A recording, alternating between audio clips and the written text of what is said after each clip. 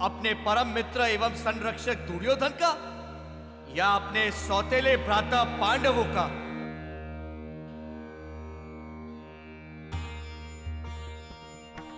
हमारे प्रिय मित्र कर्ण, आप केवल हमारे मित्र ही नहीं, हमारे भ्राता स्वरूप भी हैं। किंतु आज इन परिस्थितियों में हम आपसे एक प्रण की अपेक्षा रखते हैं, मित्रता के बंधन में बद्ध ना करते हुए। यद्यपि आपको कदापि अनुचित लगे तो अवश्य ही हमारे निवेदन को अस्वीकार कर दीजिएगा। प्रण ही नहीं, यदि प्राण भी मांगोगे तो कर्ण के कदम लड़खड़ाएंगे नहीं। सखा दुर्योधन, हमें आभास है कि आपकी मंशा क्या है। मैं सूत पुत्र कर्ण वचनबद्ध होता हूं कि महाभारत के युद्ध में जिस समय तक मेरे शरीर में श्वास रहेगी, शत्रु की तलवार आपके शरीर से रक्त की एक बूंद भी निकाल ना सकेगी।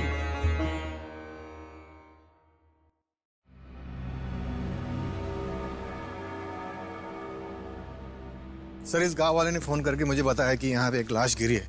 उसके बाद तुरंत मैंने आपको फोन किया सर। ये देखिए सर, यही वो लाश। माय गॉड, पलटाओ इसे।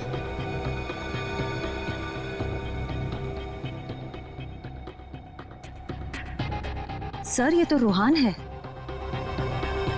अरे बैग खोलो।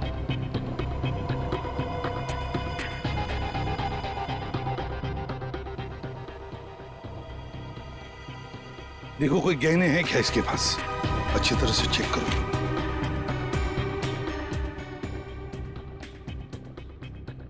नहीं सर, इसकी जेब में भी कुछ नहीं।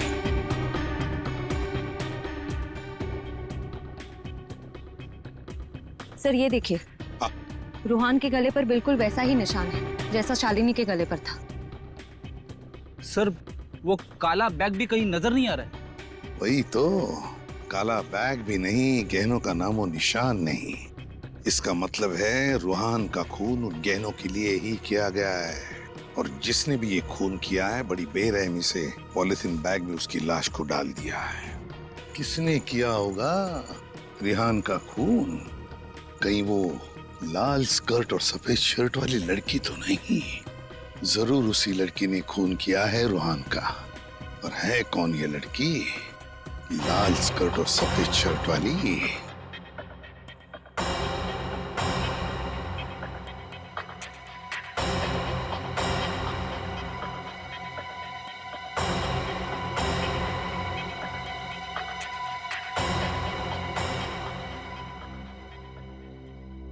सर। हाँ विनय। सर, रूहान की लाश को फोरेंसिक लैब भिजवा दिया सर। गुड। सर, हाँ। आसपास कहीं पे सुराग या सबूत भी तो नहीं है। अब कैसे पता चलेगा कि रूहान का खून किसने किया है? सुराग और सबूत नहीं मिला तो क्या हुआ फ्रेडी? गवाह तो हैं, लोगों की गिनती भी बढ़ गई है। किसी ने तो देखा होगा रूहान को और उस लड़की को। कौन सी लड़की सर? जिस लड़की की हम बात कर रहे हैं उसने लाल रंग की स्कर्ट पहनी हुई थी, सफेद रंग की कमीज, एक काला चश्मा लगाया हुआ था और स्कार्फ ओढ़ा हुआ था। मैंने नहीं देखा साहब। मैंने देखा था साहब। साहब, जैसा हुलिया आप बता रहे हैं वैसे हुलिये वाली लड़की को मैंने देखा था। कहाँ देखा था उसे? मेरी चाय की दुकान के सामने एक बस स्टॉप है, वहां पे देखा था साहब।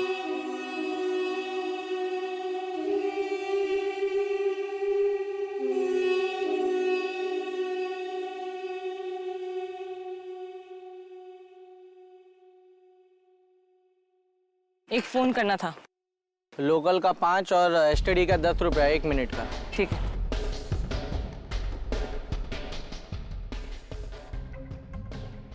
मेम साहब, आपके पास मोबाइल है और आप यहाँ से फोन कर रहे हो? तो अपना काम से काम रखो। हेलो, हाँ मैं बोल रही हूँ। मुझे माल मिल गया, मैं वेला पुल से निकल रही हूँ, 2 घंटे में पहुँच जाऊँगी। ये लो, छुट्टा देने की जरूरत नहीं है। अजीब लड़की है।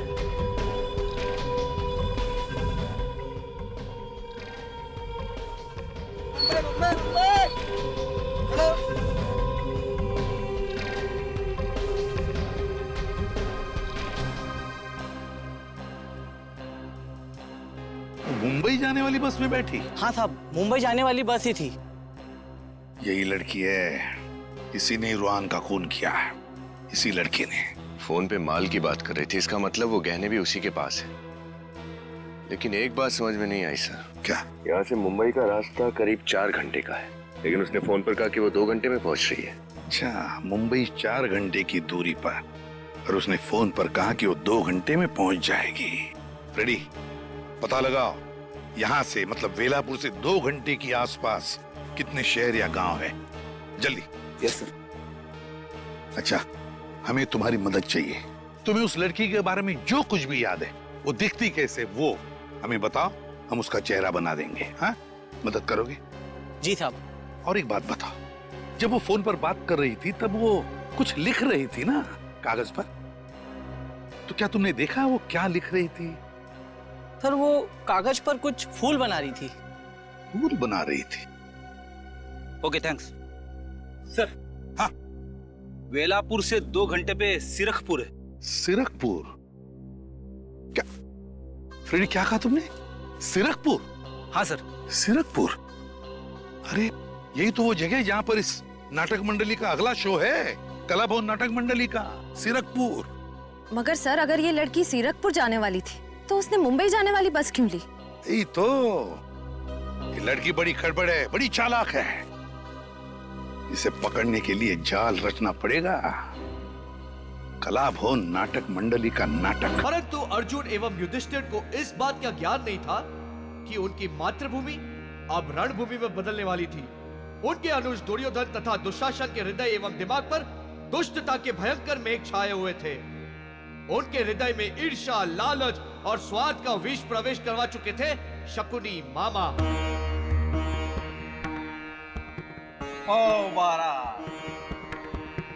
ना भांजे ना, हस्तिनापुर केवल तुम्हारा है।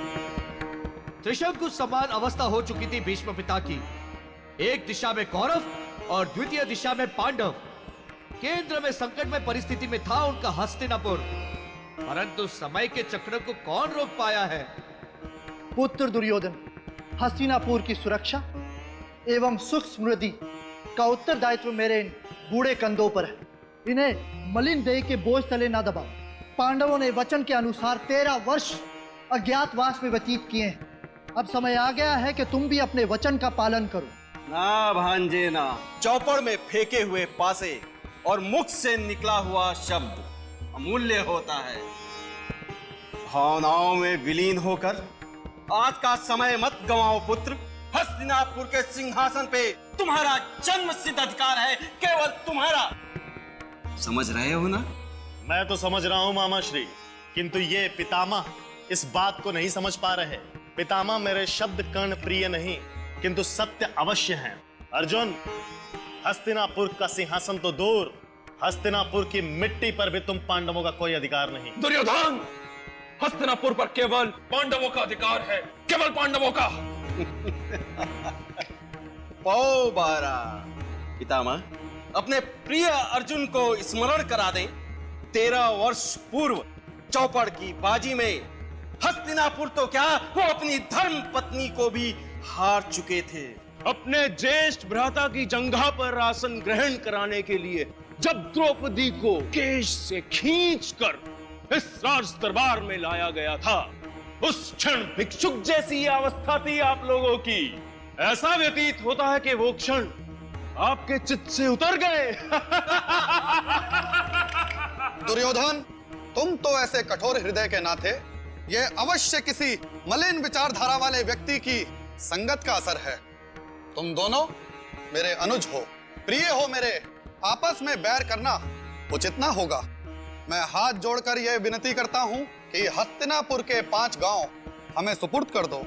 आप हमारे ज्येष्ठ भ्राता हैं, इसलिए मैं आपसे अनुरोध करता हूं कि अगले 5 क्षणों में अपने पांव को बाहर की दिशा में ले जाइए, अन्यथा पांडवों के मृत्यु के उपरांत 5 अर्थी भी प्राप्त ना होगी आपको। दुर्योधन!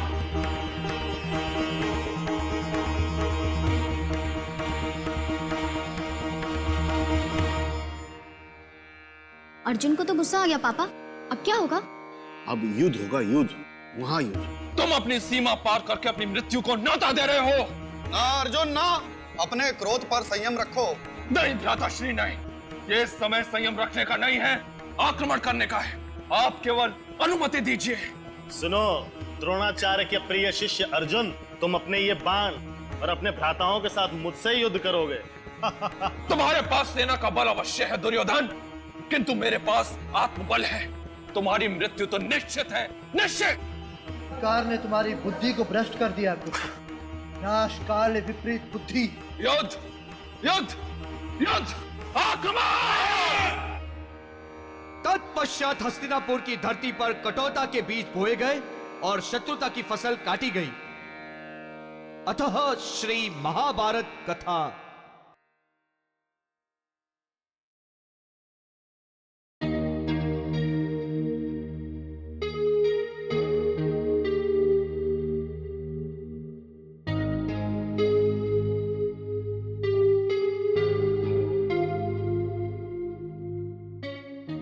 पापा,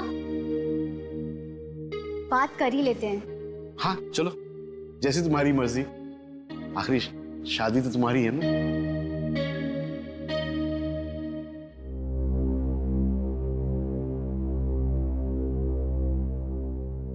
हेलो जी, नमस्ते सेठ जी, मुड्डू बोल रहा हूँ। सॉरी मैं आपका फोन उठा नहीं पाया, मेरा शो चल रहा था। हाँ हाँ सेठ जी, हम क्यों नहीं आएंगे। अरे सेठ जी, आपसे 1 लाख रुपए एडवांस ले चुके हैं, शो में क्यों नहीं पहुंचेंगे। समय अनुसार हम सब लोग सीरकपुर पहुंच जाएंगे। बस आपसे एक विनती है सेठ जी, आप मेरे कलाकारों के लिए वहां पर खाने पीने और रहने की व्यवस्था अच्छे ढंग से कर दीजिएगा। ओके सेठ जी। जी जी नमस्ते, नमस्कार। अरे दिवाकर जी आप, नमस्कार। नमस्कार नमस्कार। आप मुझे जानते हैं? भला आपको कौन नहीं जानता, केशवर तालुका के आप इतने जाने माने जमींदार हैं। चलिए अच्छी बात है। मैंने आपका नाटक देखा, बहुत पसंद आया। पहली बार रंगमंच पर महाभारत की कथा का मैंने नाट्य रूपांतर देखा, दिल खुश हो गया। जी बहुत बहुत धन्यवाद। बच्चों की मेहनत रंग ला रही है। आप बताइए मैं क्या कर सकता हूँ, क्या सेवा करूँ आपके लिए। ये मेरी बेटी शालिनी है। नमस्ते। परसों इसकी शादी है। ये तो बड़ी खुशी की बात है। और इसी खुशी को दुगनी करने के लिए मैं चाहता हूँ कि आप अपनी मंडली के साथ इसकी शादी में आए और इसी नाटक का एक प्रस्तुति दें। शादी में महाभारत? क्यों, कोई समस्या है? नहीं नहीं दिवाकर जी, समस्या की कोई बात नहीं। दिवाकर जी, हम लोग तो कलाकार हैं, लोग हमें जहाँ बुलाते हैं हम चले जाते हैं। दरअसल शादियों में संगीत संध्या या डीजे इस तरह के प्रोग्राम होते हैं। तो महाभारत सुनकर मैं थोड़ा सा आश्चर्य हो गया। भाई, मैं जमीन से जुड़ा जमींदार हूँ, संस्कृति से मुझे बहुत लगाव है। खैर, पैसों की बात कर ले। जी, ट्रैवलिंग वगैरह के साथ हम 2 लाख रुपए चार्ज करते हैं, बाकी आपको जैसा देना है आप सोच लीजिए। चलिए ठीक है, 2 लाख में तय हुआ। मैं शाम को आपके गेस्ट हाउस में 25,000 पेशगी के तौर पे भेज दूंगा। चलता हूँ। धन्यवाद। चलो बेटा। हाँ संजीव, अरे यार कमाल हो गया। अभी यहाँ के बहुत बड़े जमींदार दिवाकर जी मुझसे मिलने आए थे। अरे हमें एक और शो मिल गया है, मुबारक हो। और सब लोग ठीक ठाक है ना वहां पर?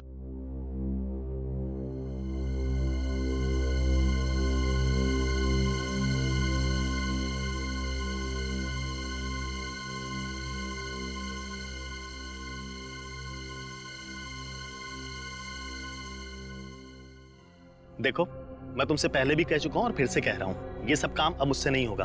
और आज रात को ही मैं यहां से वापस जा रहा हूं। मुझे रोकने की कोशिश मत करना, वरना मैं तुम्हारी पूरी पोल खोल दूंगा, चाहे उसके बाद मुझे सजा क्यों न भुगतनी पड़े। मैं तैयार हूं, समझे?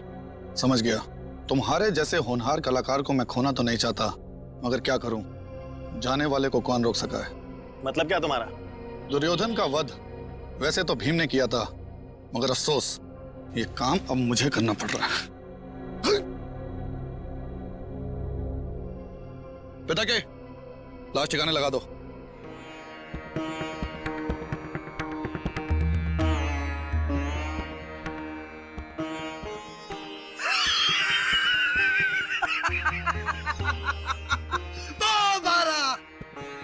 भांजे मेरे पास है, मुझे बता रहे हैं कि पांडवों की समक्ष धन संपत्ति पर अब तुम्हारा वर्चस्व होगा। मामा श्री, हमारे भ्राता पांडव निर्धन हो चुके हैं। ऐसा प्रतीत होता है कि अब दांव पे लगाने को इनके पास कुछ भी शेष नहीं रह गया। फिर भी तत्पश्चात खेलना चाहते हैं तो दांव पे क्या लगाएंगे, खुद को या इंद्रप्रस्थ को? दुशासन, यदि तुमने इंद्रप्रस्थ का उल्लेख भी किया तो परिणाम बहुत भयंकर हो सकते हैं। बल का प्रयोग हम भी भली भांति जानते हैं अर्जुन। शांत भांजे शांत, क्रोध केवल बुद्धि को नष्ट कर देता है।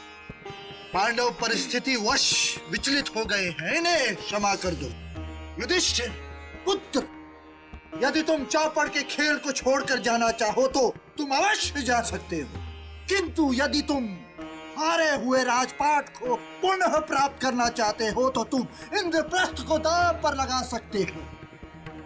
एक दावा पुनः राजपाट तुम्हारा पांडवों का हो जाएगा। नहीं भ्राताश्री, नहीं, इंद्रप्रस्थ को हम कदापि दांव पर नहीं लगा सकते। हमारे पास कोई और विकल्प है भी नहीं अनुज। हमारे अधिकार और संपत्ति पर पुनः अधिकार प्राप्त करने के लिए एक दाव और खेलना होगा। चौपड़ का ये खेल पुनः आरंभ किया जाए।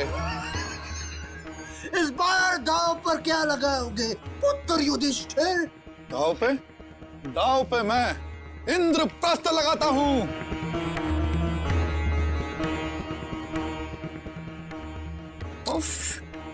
ये गहनों का वजन कितना ज्यादा है। सारी रस्में पूरे होने तक मैं इनका वजन कैसे झेलूंगी? दीदी शादी करनी है, वजन तो झेलना पड़ेगा ना। और वैसे भी आज एक ही दिन की तो बात है। जब आपकी शादी हो जाएगी ना, ये सारे गहने ना मुझे दे देना। अच्छा, मैं इनके वजन झेलने के लिए तैयार हूँ।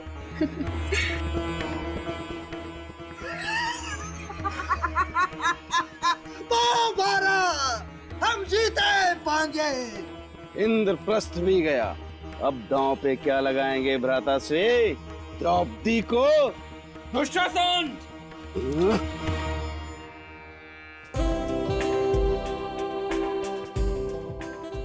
तुम्हारा फोन रिंग हो रहा। हेलो केटरर, हाँ तुम वही रुको, मैं अभी आती हूँ। दीदी कमरे से बाहर मत निकलना, मैं अभी आती हूँ। ठीक है, मगर जल्दी आना। हाँ हाँ हाँ। हेलो,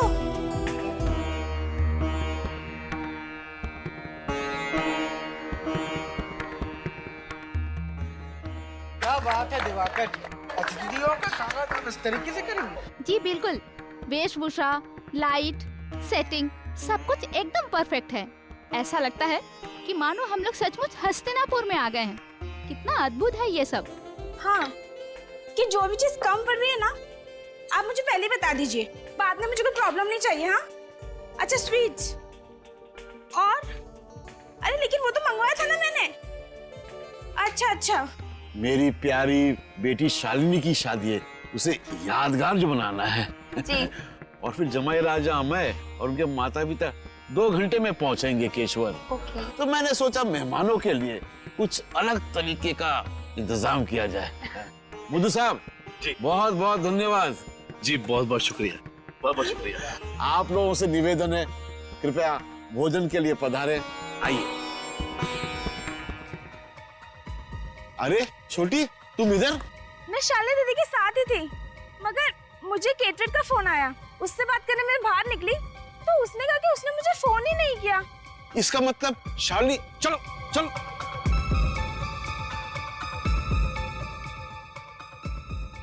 चलो चलो देखते हैं कहीं कुछ हो तो नहीं गया। शालिनी, शालिनी!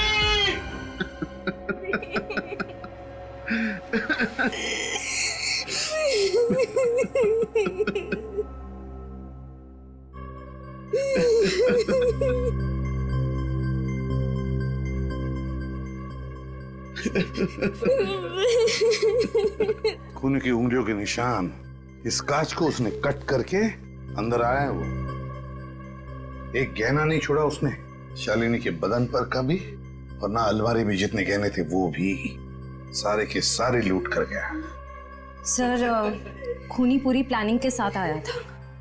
आश्रया, मौका देख के उसने ये सब किया है। जैसे उसने देखा कि सारे बाराती वहां मंडप में थे शादी के, और ये शालिनी बेचारी अकेली थी, बस उसने अपना काम कर लिया।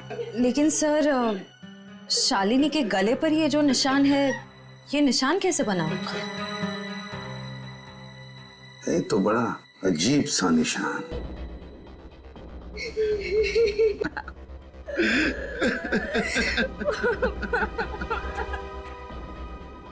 बेटा, तुमने ही अपनी दीदी को आखिरी बार जिंदा देखा ना, और उसकी लाश भी।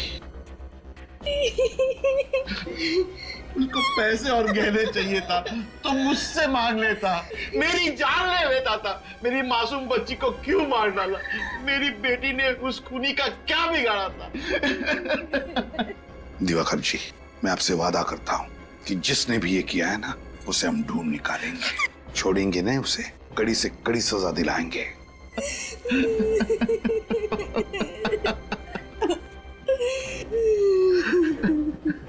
श्रेय, निशान उठाओ। लेकिन सर, एक बात समझ में नहीं आ रही है। क्या? ना कोई हाथापाई हुई, ना किसी हथियार का इस्तेमाल किया गया, फिर शालिनी के गले पर ये निशान कैसे बना? ये निशान कैसा, ये साळुंखे बताएगा, और साळुंखे ये भी बताएगा कि शालिनी की मौत हुई कैसे। इसकी शादी की सारी वीडियो फुटेज देखते हैं, सारी की सारी वीडियो फुटेज। दिवाकर जी ने इतनी कड़ी सिक्योरिटी का बंदोबस्त किया था, उनकी सुरक्षा की जिम्मेवारी आप लोगों की थी, फिर भी इतनी बड़ी लापरवाही हो गई। उनकी बेटी का खून हो गया, लाखों के गहने चोरी हो गए, आप लोग कहते हैं आपने किसी बार वाले को अंदर आते जाते नहीं देखा। क्या कर रहे थे आप? हमारा विश्वास कीजिए सर, हम तो कड़ी निगरानी रख रहे थे। शालिनी मैडम के कमरे में इतने सारे गहने थे कि उन्हें कोई बाहर ले जाए और हमारी नजरों से बच जाए, ये हो ही नहीं सकता। बाहर वाला नहीं, इसका मतलब ये हुआ कि ये काम किसी अंदर वाले का ही है। क्या आप हम पर शक कर रहे हैं? देखिए, हम बहुत अमीर और इज्जतदार लोगों में से हैं। हमारे पास पैसों की कोई कमी नहीं है। सर, हम तो शालिनी जी को ठीक तरह से जानते भी नहीं थे, हम तो यहाँ सिर्फ नाटक करने आए थे। हाँ सर, जब शालिनी जी का खून हुआ तब नाटक चल रहा था और हम सब लोग वहीं थे। हमें एक एक करके इन सब की तलाशी लेनी होगी। लेनी ही पड़ेगी तलाशी। चलो हटो, एक एक करके अपनी तलाशी दीजिए।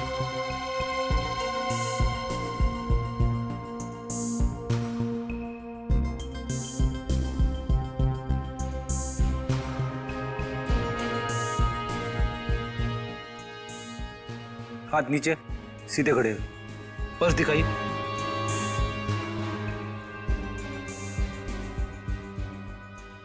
और पर्स दिखाइए।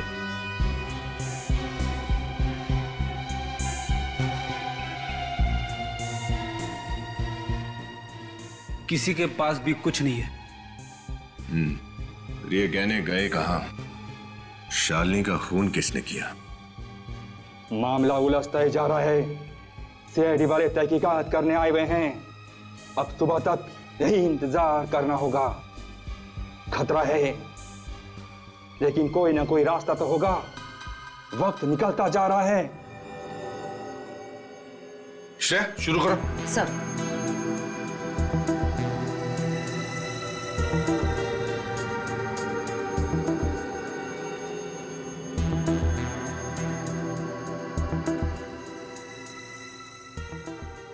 बहुत धूमधाम से की है शादी दिवाकर ने अपनी बेटी की। मेहमान भी बहुत आए हैं। लेकिन सर, इतनी सारी भीड़ में उस खूनी को कैसे ढूंढेंगे हम? खूनी को हम जरूर ढूंढ निकालेंगे विनीत, जरूर ढूंढ निकालेंगे उसे। श्रेय, एक मिनट जरा पॉज करो।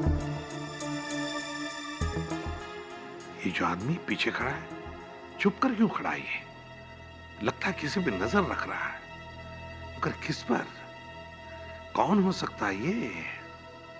है कौन ये? ये कलाकार? सर, जब हम सभी कलाकारों से पूछताछ कर रहे थे तब ये वहां पे नहीं था। वहां पे नहीं था ये? नहीं सर। श्रेया, काम करो, इन दोनों लोगों के वीडियो में से फोटो बना लो। जरूर इन दोनों का कोई ना कोई कनेक्शन है चोरी और खून में। लेकिन जिसने भी ये गहने चुराए हैं, लेकर कहां गया होगा वो गहनों को? शादी में इतनी टाइट सिक्योरिटी थी, उसे तो पता ही होगा सिक्योरिटी के बारे में। सर, कहीं सख्त पहरे की वजह से उसने वो गहने वहीं कहीं तो नहीं छिपा दिए जहां पर ये शादी हो रही थी? ये बात तो है सर। अगर वो गहने चुरा कर भागने की कोशिश करता तो पकड़ा जाता। लेकिन सर, हमने उस जगह का चप्पा चप्पा छान मारा था, गहने तो कहीं नहीं मिले थे, और हमारा कांस्टेबल भी तो है वहां पर। एग्जैक्टली, हमारा कांस्टेबल भी तो था उधर। तो फिर कहाँ छुपा के रखे होंगे? मुझे नहीं लगता उसने शादी के मंडप में वो गहने छुपा के रखे हैं। मुझे तो लगता है उसने गहने घर के बाहर छुपाए हैं, जमीन के नीचे। आसान के बोल। पता चल गया कैसे मौत हुई लड़की की? देखिए मद्दू साहब, हम सब यहाँ केवल अपने शौक के लिए काम नहीं करते, अपना पेट पालने के लिए भी काम करते हैं। अगर आपने हमें हमारे पैसे नहीं दिए ना, तो हम सीरकपुर जाकर शो नहीं कर पाएंगे। अरे मेरे भाई केतन, तुम इतना गुस्सा क्यों हो रहे हो? और अगर तुम सीरकपुर नहीं आए तो फिर युधिष्ठिर का किरदार कौन करेगा? आप निभा लीजिए ना सर। युधिष्ठिर, भीम, अर्जुन, नकुल, सहदेव सब आप निभा लीजिए सर। ये तुम क्या कह रहे हो? देखिए सर, बिन आहार कलाकार बेकार, हमसे नहीं हो पाएगा सर। हमें हमारे पैसे दे दीजिए। क्यों? हाँ, तुम सभी अच्छी तरह से जानते हो कि अभी हाल ही में दिवाकर जी की बेटी की मौत हुई है, और ऐसे हालातों में मैं उनसे पैसे कैसे मांग सकता हूँ? कैसे मांग सकता हूँ मतलब? हमें क्या पता कैसे मांगे सर। सर देखिए, हम मुफ्त में काम नहीं कर पाएंगे। हम भी नहीं करेंगे। अगर ऐसे ही चलता रहा ना सर, तो ये मंडली यहीं टूट जाएगी। मैं भी छोड़ के चला जाऊंगा। हम सब छोड़ देंगे। हम भी छोड़ देंगे। कमाल करते हैं आप लोग। ऐसे कैसे मंडली छोड़ने की धमकी दे रहे हैं आप, जबकि आप सब ने मुझसे 25 शो करने का वादा किया था। 25 शो करने का। संजीव समझाओ यार। आपने भी तो इस नाटक के खत्म होने के बाद में हमें पूरे पैसे देने का वादा किया था ना मुद्दू साहब। जिया, केतन, मुद्दू साहब पे क्यों इतना दबाव डाल रहे हो तुम लोग? पैसे चाहिए ना आप लोगों को? हाँ। सीरतपुर के शो के बाद मिल जाएंगे पैसे, तब तक मंडली छोड़ने की बात कोई नहीं करेगा, समझे? सर देखिए, आप सीनियर हैं, आप जो बोलेंगे मानेंगे हम। लेकिन सर, सीरकपुर के शो के बाद हमें हमारे पैसे दे दीजिएगा। ठीक है, अब जाइए और जाके सो जाइए, सुबह निकलना है सीरकपुर के लिए। जी सर। चलिए।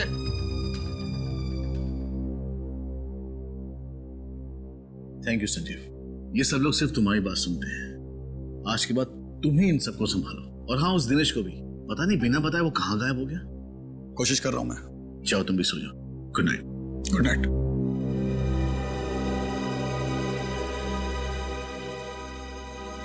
रोहन, कहाँ जा रहे हो? कहीं नहीं सर, बस वो एक बहुत जरूरी काम मुझे याद आ गया था, उसे खत्म करके आता हूँ। सब ठीक तो है ना? हाँ सर, सब ठीक है, कोई टेंशन नहीं है। मैं अभी आता हूँ। और हाँ, जल्दी आना। हाँ सर।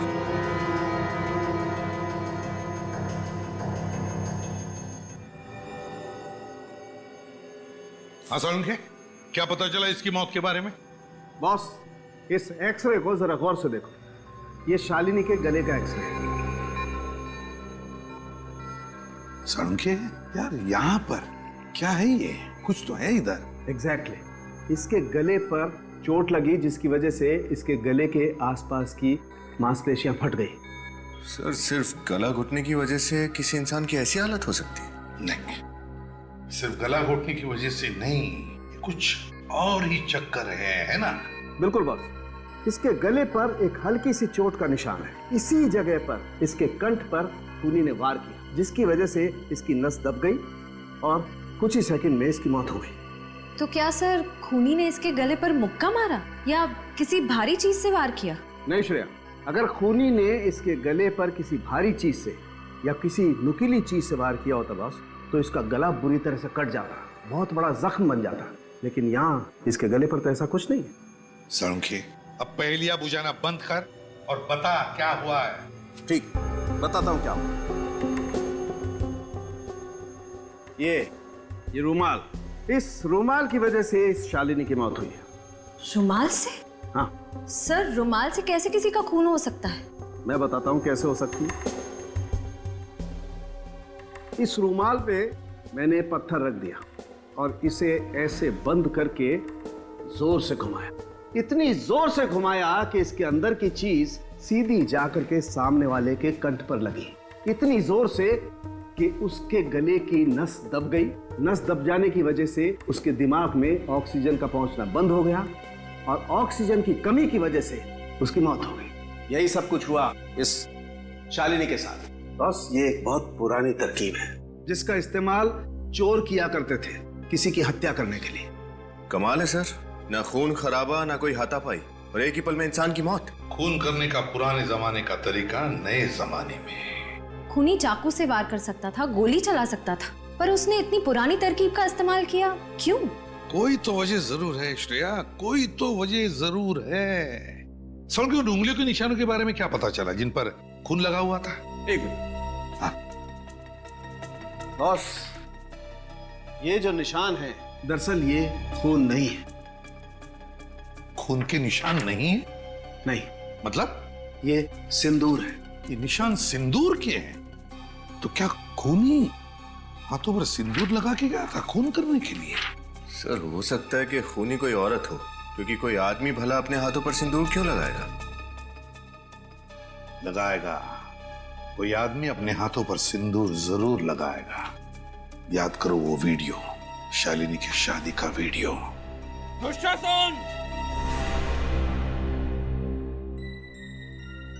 याद आया विनीत? शालिनी की शादी की वीडियो में एक नाटक चल रहा था, महाभारत का नाटक, और उस नाटक के एक कलाकार के हाथ में सिंदूर लगा हुआ था। सिंदूर। तो कहीं ये खून उस सिंदूर वाले कलाकार ने तो नहीं किया? ढूंढना पड़ेगा इस सिंदूर वाले कलाकार को।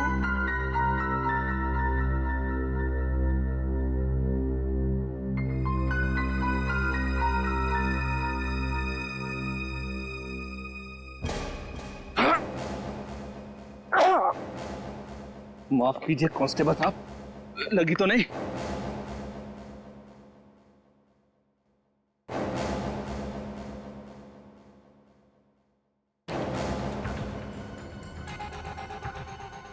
सीआईडी के यहां पहुंचने से पहले मुझे अपना काम खत्म करके जल्दी यहां से निकलना होगा। ये रहा।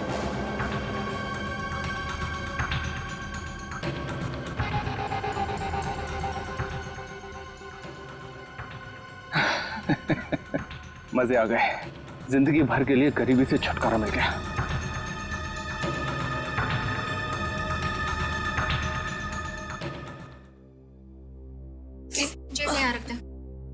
भाई अलीना, हाँ?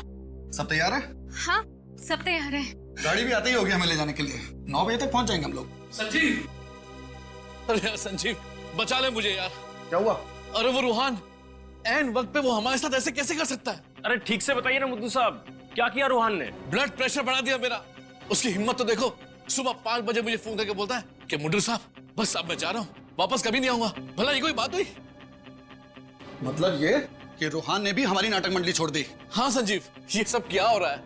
पहले दुर्योधन गया और अब अर्जुन भी। सीरकपुर में हम अपना नाटक कैसे करेंगे? ये जीवराम जी हैं, ये नचिकेत जी। नमस्ते सर। ये रंगमंच के बहुत पुराने कलाकार हैं। इन्होंने देश भर में नाटक के कई प्रयोग किए। जीवराम जी, नचिकेत जी, हमें आपकी मदद की जरूरत है। अगर हम सीआईडी के कुछ काम आ सके तो ये हमारा सौभाग्य होगा। पंकज,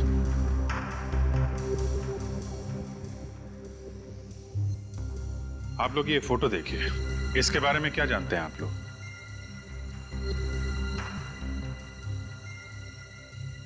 क्या बात है, इस फोटो को देख के आपके चेहरे के हाव भाव कुछ बदल गए? आप लोगों के चेहरे देखकर ऐसा लग रहा है कि आप इस नाटक मंडली के बारे में कोई गहरा राज जानते हैं। बताइए, क्या जानते हैं आप? जी, कला भवन रंगमंच की बहुत पुरानी संस्था है। ये तो हम भी जानते हैं जीवराम जी। आप हमें ये बताइए कि आप ऐसा क्या जानते हैं इस मंडली के बारे में जिसे देख के आपके चेहरे का रंग उड़ गया? सर, हमारे नाट्य जगत का सुहाना काल चल रहा था, तब इस कला भवन के कलाकारों ने उस पर ग्रहण लगा दिया। कलाकारों ने ग्रहण लगा दिया? वो कैसे? जी, कलाकारों के रूप में बहरूपिये थे। बहरूपिये कलाकारों के बेस में ये चोरों की टोली थी। ये क्या कह रहे हैं आप? कला भवन के कलाकार चोर थे? जी साहब। अच्छा, ये लोग सिर्फ छोटे शहरों में ही अपने शिकार करते थे या फिर बड़े शहरों में भी जाते थे? सर, सिर्फ छोटे शहरों में। और उनकी एक खासियत थी, वो नींद में लोगों का खून करते थे और उनके जेवर और पैसे लेकर गायब हो जाते थे। तो फिर ये लोग कभी पकड़े कैसे नहीं गए? पता नहीं साहब, हर बार बच जाते थे। और उस जमाने में ज्यादा पाबंदियां भी तो नहीं थी। उस जमाने में? ये कितने साल पहले की बात कर रहे हैं आप? ये सब 1890 की बात कर रहे हैं। 1890? कला भवन नाट्य संस्था का आरंभ 1890 में हुआ था। तब उसमें सिर्फ 5 लोग थे। धीरे धीरे संख्या बढ़कर 15 की हो गई। कुछ सालों तक चोरी करने के बाद अचानक एक दिन ये टोली गायब हो गई और फिर 1995 में फिर से कुछ कलाकारों ने मिलकर इसी नाम से संस्था शुरू की। लेकिन सर, आप कला भवन के बारे में इतने सारे सवाल क्यों पूछ रहे हैं सर? नचिकेत जी, कला भवन के कलाकारों ने कला भवन की घिनौनी कला फिर से दिखानी शुरू कर दी है। फिर से शुरू कर दी? जी हाँ। कल एक शादी में नाटक के दौरान उन्होंने दुल्हन का खून कर दिया और उसके गहने लूट लिए। आप दोनों एक बात बताइए, कला भवन के इतिहास के बारे में आपको इतनी सारी जानकारी कहाँ से मिली? नाट्य संग्रहालय में से। उसमें सभी जानी मानी संस्थाओं की जानकारी दर्ज की जाती है। दिवाकर जी की बेटी का खून और चोरी का तरीका उन्हें संग्रहालय से मिला होगा। सर मुझे नहीं लगता ये मुमकिन है। क्यों? सर क्योंकि वो संग्रहालय तो कई साल पहले बंद हो चुका है। सर नाट्य संग्रहालय के बंद होने के बावजूद इन अपराधियों को लूटपाट और खून करने के तरीके के बारे में जानकारी कहाँ से हासिल हुई? जानकारी तो कहीं ना कहीं से निकाल ली होगी निखिल, लेकिन मुद्दे की बात यह है कि 1890 में कला भवन के कलाकारों ने खून करना और लूटपाट करना शुरू किया था और उन्हीं से प्रेरणा लेके कला भवन की इस नई टोली के किसी कलाकार ने शालिनी का खून कर दिया है। सुनिए। बोलो भाई। जरा अपनी मुंडी ऊपर करोगे? हम लोग सीआईडी से। इस आदमी को देखिए, क्या इसे आपने देखा है यहाँ बस स्टैंड पे? चेहरा कैसे याद रहेगा साहब? इस काउंटर पर इतने लोग आते हैं, कैसे याद हो सकता है? अच्छा एक बात बताओ, यहाँ से जितनी भी बसें जाती हैं सुबह 9 बजे, क्या वो वापस लौटी हैं? देख के बताता हूँ साहब। लॉन्ग रूट की 4 बसों को छोड़कर सारी बसें आ चुकी हैं। ये जो बस आ रही है, क्या वो भी यहाँ से 9 बजे गई थी? हाँ साहब, ये 9 बजे गई थी। एक राउंड पूरा करके अभी आई है। Thank you.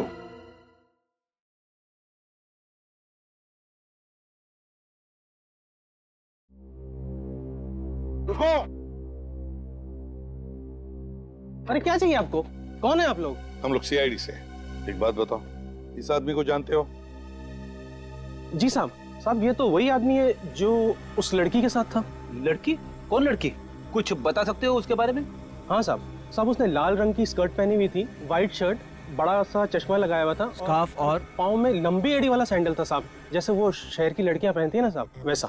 और क्या बता सकते हो? साहब हम जब यहाँ पर पहुंचे तब तो ये लड़की यहाँ अकेली खड़ी हुई थी, शायद इसी आदमी का इंतजार कर रही थी। बाद में जब बस यहाँ से निकलने लगी तो ये आदमी यहाँ भागता हुआ आया, ये दोनों एक दूसरे को देखकर मुस्कुराए, फिर हमारी बस में चढ़ गए। अच्छा, और उतरे कहाँ? साहब वेलापुर स्टॉप पे उतरे थे 11 बजे। वेलापुर 11 बजे? मतलब ये रूहान वेलापुर गया है। सुनो, वो तुम्हारा कलाकार कहाँ है जिसके हाथ में सिंदूर लगा हुआ था और वो अर्जुन का किरदार निभाता था? बुलाओ उसे। वो तो रूहान है। हाँ रूहान, बुलाओ उसे। कैसे बुलाएं उसे सर? हम उसे नहीं बुला सकते। नहीं बुला सकते क्या मतलब? बुलाइए उसे। सर क्योंकि वो नाटक मंडली छोड़कर जा चुका है। क्या कहा? तुम्हारा ग्रुप छोड़कर चला गया? वो चला नहीं गया है, भाग गया है वो, समझे? भाग गया।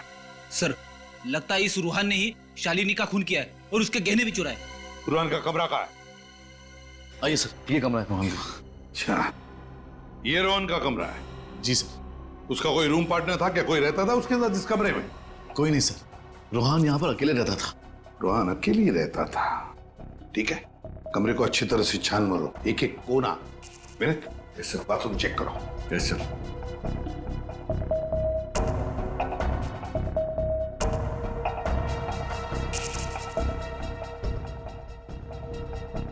सर। हाँ क्या है विनीत? ये देखिए सर, मिट्टी।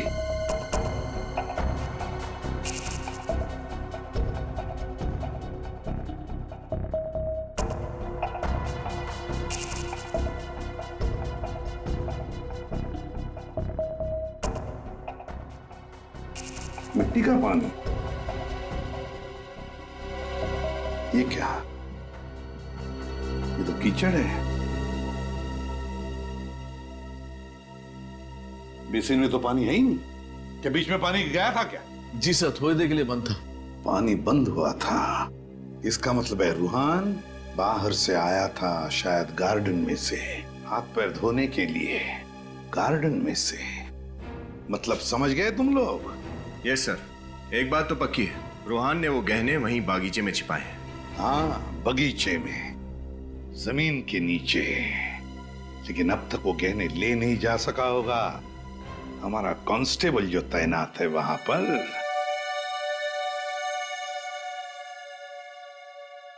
माय गॉड, देखो इसकी नब्ज चालू है क्या?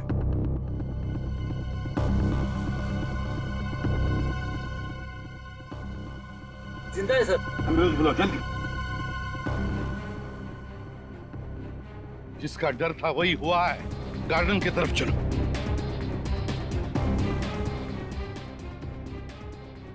देखो कहीं पर कुछ गड़बड़ लगती है क्या?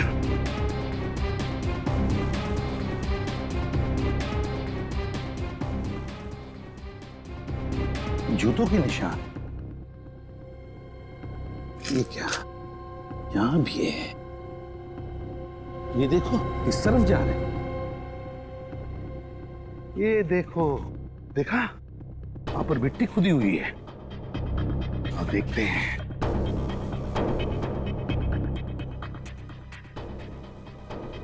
ये देखो मिट्टी खुदी हुई है, मतलब रुहान ने गहने यहीं पर छुपा के रखे थे, यहीं पर।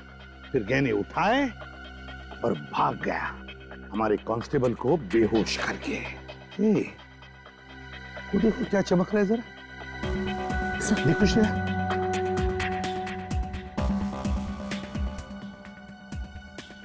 जरी का टुकड़ा। सर, हाँ? इस तरह की जरी तो दुल्हन के कपड़ों में इस्तेमाल की जाती है। दुल्हन के कपड़ों में इस्तेमाल होती है? हाँ सर। तो फिर इस रुहान ने वो गहने दुल्हन के कपड़े में ही लपेट कर रखे थे, यहाँ इस गड्ढे में। तो शालिनी को रुहान ने ही मारा है।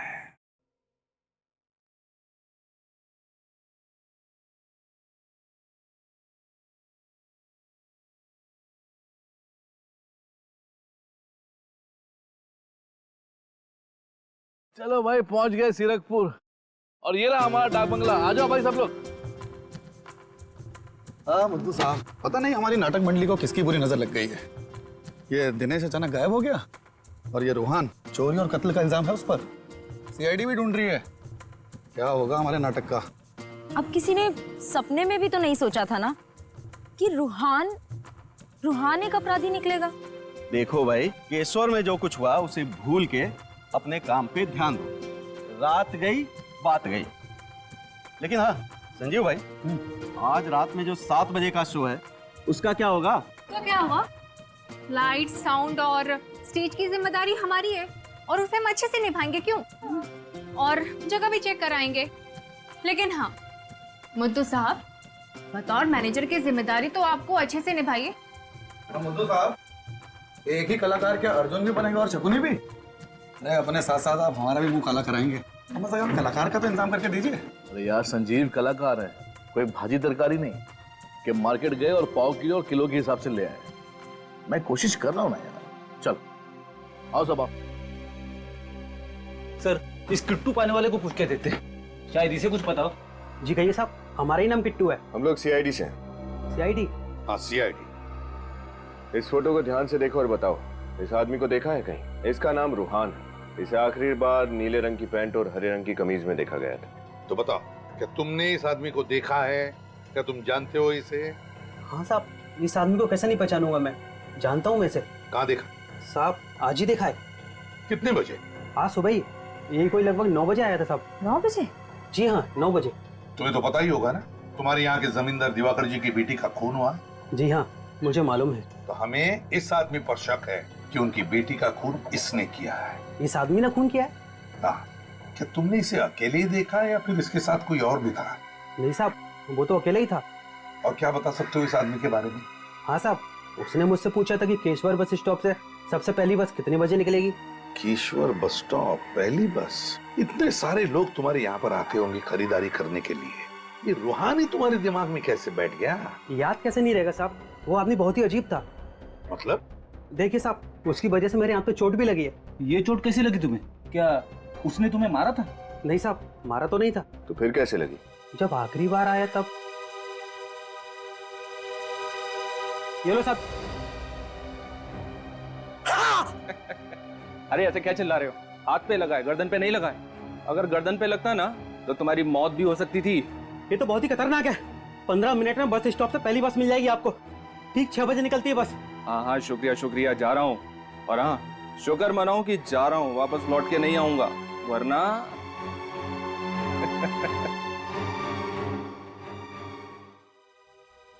रुमाल में पत्थर बांधकर रुमाल घुमाता था। यही है हमारा आदमी, यही है। Thank you. सर, कहीं रूहान सारे गहने उस काले बैग में रखकर भाग तो नहीं गया? सारे गहने लेकर भाग गया है वो, मगर शहर की तरफ उन गहने बेचने के लिए। दया, कला भवन नाटक मंडली के एक कलाकार पर शक है मुझे। रूहान नाम है उसका, रूहान। हाँ, वो यहाँ से काले बैग में गहने लेकर शहर की तरफ आ रहा है, वो गहने बेचने के लिए। देखो हाथ से निकलने न पाए, उसकी फोटो भेज रहा हूँ मैं तुम्हें। गुड। और अभिजीत से कहना इस कला भवन नाटक मंडली का पूरा इतिहास निकालने की